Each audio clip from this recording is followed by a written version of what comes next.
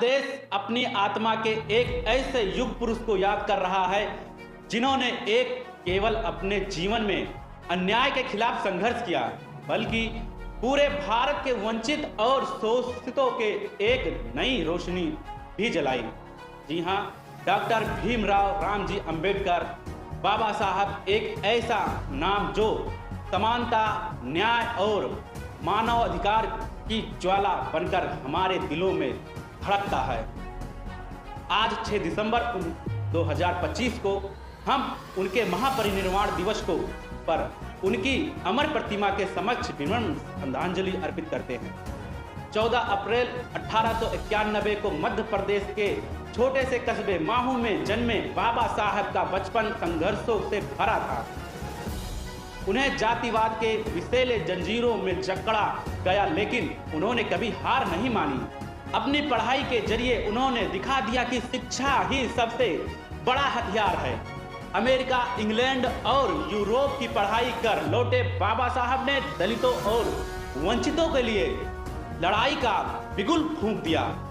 उनका जीवन इस बात की मिसाल है कि किसी प्रकार की कड़ी मेहनत और अटूट विश्वास से हर हार जीत में बदली जा सकती है। भारत के पहले कानून मंत्री और संविधान सभा के अध्यक्ष के रूप में बाबा साहब ने अपने सपने को जीवन दिया, एक ऐसा संविधान जो सबके अधिकारों की सुरक्षा करता हो। उनका यह अभूतपूर्व योगदान आज भी भारत को विशेष लोकतंत्र के मानचित्र पर उभारता है। सभी मनुष्यों को समान अधिकार मिलना चाहिए, इस आदर्श के लिए उन्होंने अपनी जान लगा दी। उनकी बनाई गई संविधान की नींव हमारे लोकतंत्र की सबसे मजबूत पत्थर है। 1956 में बाबा साहब ने एक ऐतिहासिक कदम उठाया जब उन्होंने जाति प्रथा के खत्म होने के लिए बौद्ध धर्म अपनाया। लाखों अनुयायियों के साथ इस धर्म परिवर्तन ने न केवल उनके जीवन को नई दिशा दी, बल्कि भारत के दलित समाज को भी एक नया शस्त्र बनाने का रास्ता दिखाया। बाबा साहब ने इस कदम ने सामाजिक सोच को हिला दिया और हमें मानवता की व्यापकता समझाई। 6 दिसंबर 1956 को दिल्ली में उनका महापरिनिर्वाण हुआ, लेकिन उनका जीवन कभी खत्म नहीं हुआ। वे जीवित हैं हर उस विचार में जो समानता और इंसाफ का संदेश देता है, हर उस संघर्ष में जो जाति, वर्ग और धर्म के नाम पर हो रही अन्यायों को रोकता है। आज हमें बाबा साहब ने दिखाए गए मार्ग पर चलना है, जहां अमानवीय प्रथाओं का अंत हो और हर नागरिक को सम्मान मिले।